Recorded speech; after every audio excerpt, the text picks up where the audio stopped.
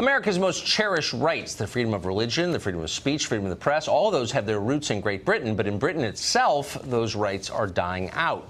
Tommy Robinson is a journalist and a political activist there. One of Robinson's chief causes is raising awareness about sexual abuse, grooming, and rape committed in his country by immigrants, mostly from the Islamic world. Those crimes are ones that local authorities have ignored in order to avoid being called bigoted. Last year, Robinson attempted to cover a gang rape trial involving several Muslim men in Canterbury. For that, he was arrested, given a suspended jail sentence, and told not to cover any further trials. Undeterred, this past weekend, he performed a live stream outside a sexual abuse grooming trial in Leeds. In a free country, of course, anybody ought to be able to say what they think on a public street, but Britain is not a free country anymore. So in a matter of hours, Robinson was arrested, tried and convicted, and sentenced to 13 months in jail. That was fine, by the way, with most members of the press there and here. The judge further barred the British media from even reporting on Robinson's imprisonment, too. That ban was only lifted yesterday, 4 days after he went behind bars. And that, too, was fine with most journalists in Great Britain and here. They said virtually nothing about it, amazingly. Katie Hopkins is a columnist with the Rebel Media. We talked to her about this earlier. Katie, am I misstating this? I mean, it sounds, and I know the pretext for this is that he was interfering with jurors, but he was speaking his views on a public street when he was arrested and convicted immediately and sentenced to over a year in prison. Am I mischaracterizing that? You're not at all. That's exactly what happened. He was outside the court. He was reporting on the trial of a grooming gang, as I would call it, a rape squad. It's a cause, as you rightly say, that he's believed in for so many years. And he's one of those people who's been calling this out relentlessly, despite all of the slurs that are made against him.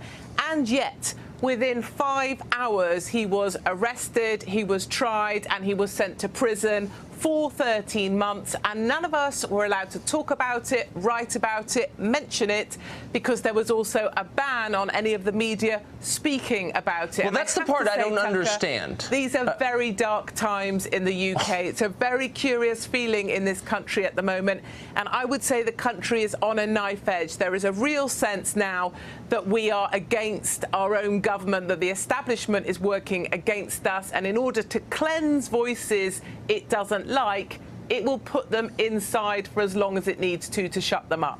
That's horrifying. I don't know, I'll be honest, anything really about Tommy Robinson. I don't care. I don't know what he believed. It doesn't matter. He was saying what he thinks in public. I totally take that, Tucker. I don't know Tommy either. I'm not a colleague of his. I'm not. I don't work with him. Many people say he's an idiot, and in some ways I concur. So what? He's been told not to report at these trials, and yet he's still there reporting. He didn't go with his lawyer or solicitor. You know, he knew he was going to get into trouble. But then I say to myself, even if you don't like the guy, even if you don't know the guy, surely there's some fundamental principles like, yes, where was the swift justice for the victims of the grooming gangs? Where was the swift justice for the 11-year-old that was raped? If we can get Tommy in prison within 5 hours, where was the swift justice for these men? And where was the swift justice for the victims? And I would also say, no matter what you think of Tommy, whether you hate him, love him, don't know him, throwing him in prison when he is a guy who's repeatedly called out majority Pakistani grooming gangs, rape squads, that is a death sentence for Tommy Robinson. And we may criticize, our government may criticize the Russians, like for getting rid of Skripal and other spies they no longer want in our country.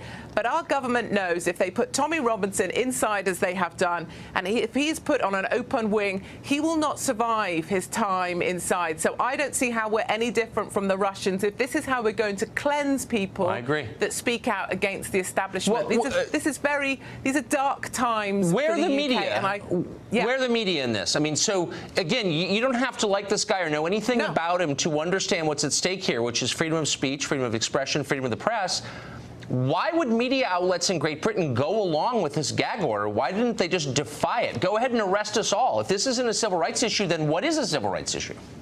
Well, this is where we divide, Tucker, into right and wrong, good and bad. And I have to say, I feel like the majority of mainstream media right now in the UK is on the side of the bad. It is more important for them to be seen as multicultural and accepting and welcoming to our Muslim colleagues and our friends than it is to stand up for what we know is right. So it suits them much better to say, well, no, Tommy Robinson is an idiot. He was told not to be there at the court. He was still there at the court. And the law is in every sense justified to throw him inside. And they're celebrating, just as they're celebrating with Roseanne. But actually, what we have to ask ourselves is, what happened to freedom of speech in the UK? Because I firmly believe, and it's my opinion, we no longer have freedom of speech in the UK. And I believe Tommy Robinson will be killed inside the prison, and it will be the establishment that have blood on their hands. Everybody watching this should be horrified. This is a threat not only to your rights, but to the rights of every American. Our rights derive from the British system. This may be a glimpse into our future. We should fight back as hard as we can. Thank you very much, Katie Hopkins, for that. Thank you, Tucker.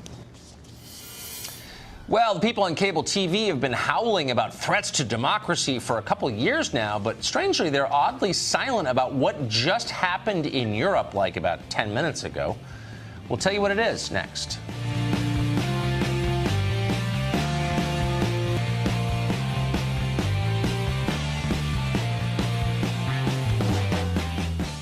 They've been telling you for more than a year that obscure Russian Facebook ads were a deadly threat to our democracy. Actual events, though, have revealed our own political and financial elites are at least as committed to undermining democracy as that dastardly villain Vladimir Putin, darn him. Italy, for example, has had a big election. You may have read about it. The big winners were two populist Eurosceptic parties. They plan to form a government, but they can't. Why? Because Italy's ceremonial president blocked them. He did that because the coalition's pick for finance minister was, quote, alarming to markets and investors. So instead, the president is demanding a new election. In other words, Italians are literally being told to just vote again and keep voting until they pick a party that global capitalism and European elites like more. The Washington Post tells us that democracy dies in darkness. That's not true. It's actually dying right before our eyes in direct sunlight. And guess who doesn't care at all? The Washington Post or anyone else. We care, though. That's been it for us tonight. Tomorrow night, Final Exam, our weekly news quiz, is back. Obviously, don't want to miss that. Tune in every night at 8 to the show that is the sworn enemy, and we mean it, of lying, pomposity, smugness, and groupthink, all in abundant oversupply right now in Washington. Don't forget to DVR the show if you can figure out how that works. We can't. If you can, text us with instructions.